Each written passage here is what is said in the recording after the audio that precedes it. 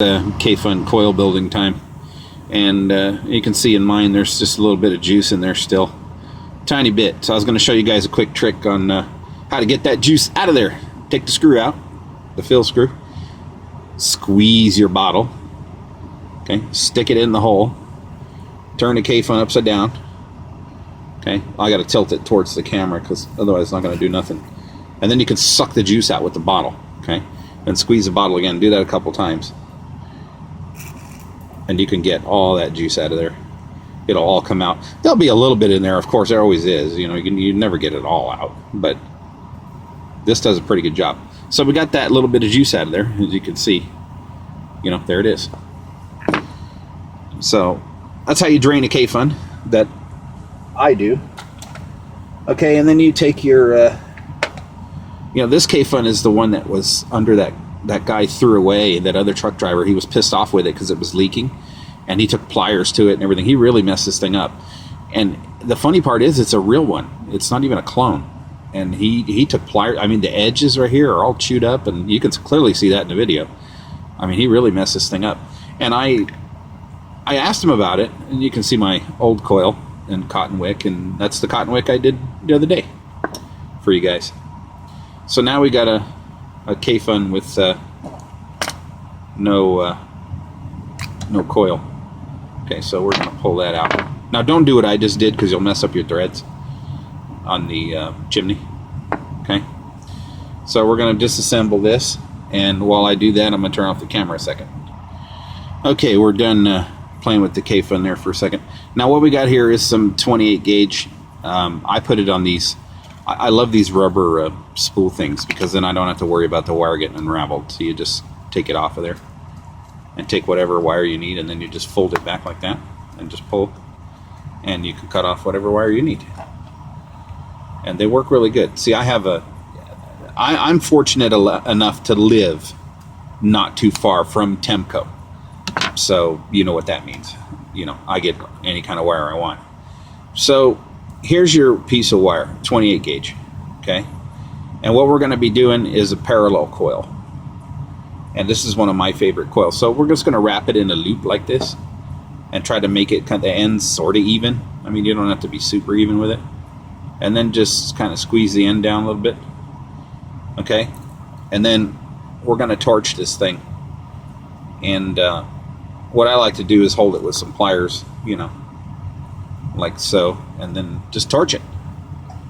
And the reason I torched the wire is, oh, I just threw it away. Oh, there we go. Anyways, the reason I torched the wire is because it makes the wire hold the shape better. And a lot of people don't torch 28 gauge. I do, simply because it just comes out better that way. And we're gonna bust out Mr. Torch here, and we're gonna torch it. Torch it. Now keep in mind, I am not a pro movie maker at all, of any kind, nor am I a pro coil builder, so don't even go there. This is for you guys that want a good build that's gonna, you know, have some good flavor for you, and it'll last a while too. Okay, so we torched the coil, or the wire. Okay, so here's your wire, and it cools off right away when you're doing that. You know, it's not going to be hot. So what you want to do now is take the wire and, you know, kind of straighten it out a little bit, so it's kind of straight, because you're going to be wrapping. This is the end you're going to hold on the screwdriver, so you're going to hold it. I'm using a #1 Stanley Phillips for this, and I'm going to pinch this closed. Now I'm going to try to do, I've never wrapped a coil on camera because I'm used to like having it right in front of my nose. So I'm going to do it this way. So what I like to do is hold the wire right here on this rubber part, because then it makes it really easy to grab the wire, and it grips it. Okay, and I'm just going to grab this little end, and I'm going to come around. Okay, now there's two ways to do this. Okay, and you pull. Okay, make sure you're putting tension on there while you're doing this. Otherwise, you're wasting your time. Okay, so you're going to do a wrap and then scoot it down with your finger. Okay, and then we got one wrap. Okay, there comes #2. Now you don't want these overlapping, you just want them touching. Okay, so you don't want to overlap the previous wrap. Okay, now notice I'm pulling on it really hard. I don't want it to get retarded on me, which it's trying to do right now. Okay, the other way to wrap a coil is to take your thumb and just push it around like this, okay? And then hold it and come around, then come back with your thumb, and this will keep that wire right up against that thing. Okay, and I'm not even counting the wraps anymore because I already know it's going to come out to like 6 wraps, so 5 or 6 wraps. I really want like 7 because I want higher ohms. So, and then you just want to keep it tight, okay, the whole entire time. So now you got yourself a coil, okay? It's not the prettiest coil in the world, and I can wrap a lot better than this off camera. It's just I've never done this on camera, and it's kind of funky trying to hold the damn thing. So now you got your parallel coil, okay? Now you want the leads opposite each other so it'll fit on the K-Fun. Okay, next step for doing one of these. Now, obviously, this coil is loose still. It's not all, you know, together the way it should be. I mean, you can clearly see through the coil, so, you know, it's still got gaps in it and stuff like that. So what we're going to do now is we're going to torch this a second time while we're holding it with pliers. Now be very careful how you hold this, okay? Because you don't want it overlapping. See, it just did it to me right there. So when you're holding it, you know, be very careful with it. And sometimes it helps if you turn the coil around and do different things with it. Okay, so now we have the coil and the pliers, okay? And what we're going to do is heat that baby up again and hold it, okay? You don't want to hold it really tight. Okay, we're going to heat it to like cherry red, the whole coil.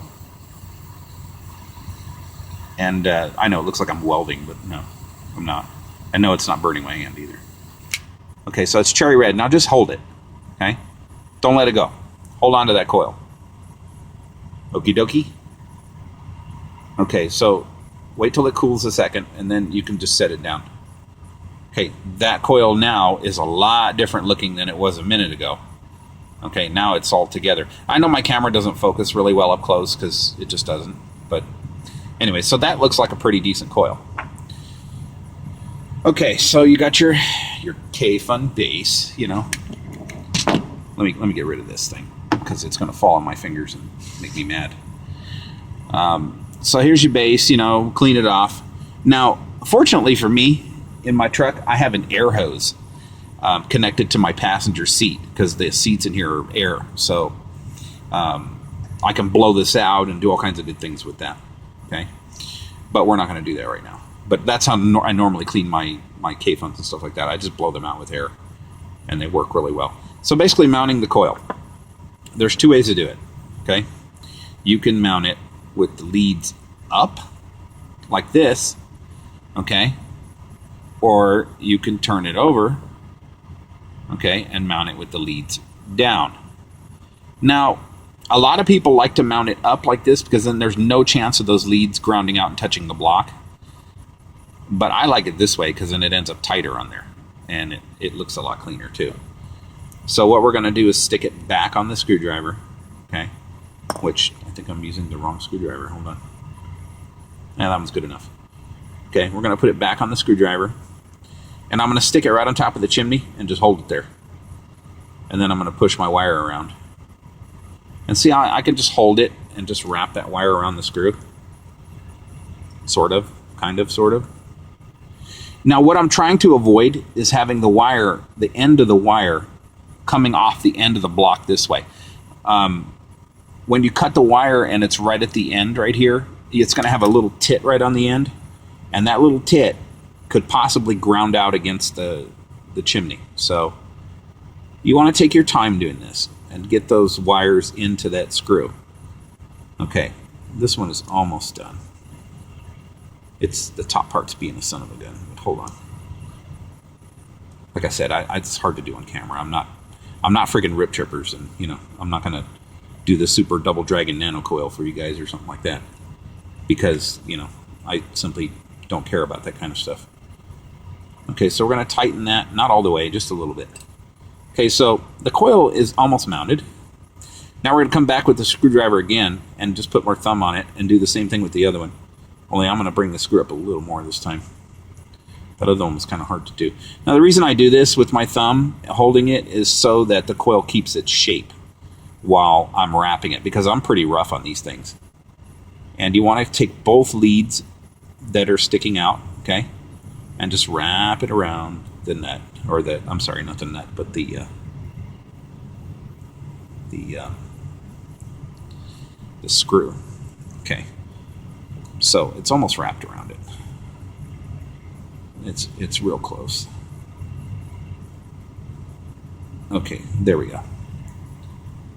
Okay, so now it's wrapped around, and I'm going to go ahead and tighten it up just a smidge. Okay, now don't worry about the coil being all off center or whatever. Don't even trip on that. Kanthal is so moldable, it's not even funny. So now you take your screwdriver and pull up a little bit and get it at the height you want. You see, I know you can't really see in the camera, but I'm pulling this way, you know, so that the coil comes off the block and I don't have to worry about the leads too much. Now this top lead did not go on the screw for some reason. It popped out of there. And this does happen sometimes when you're doing this, so you just unscrew it and do it again. Like I said, doing this on camera and then not doing it on camera is two completely different things.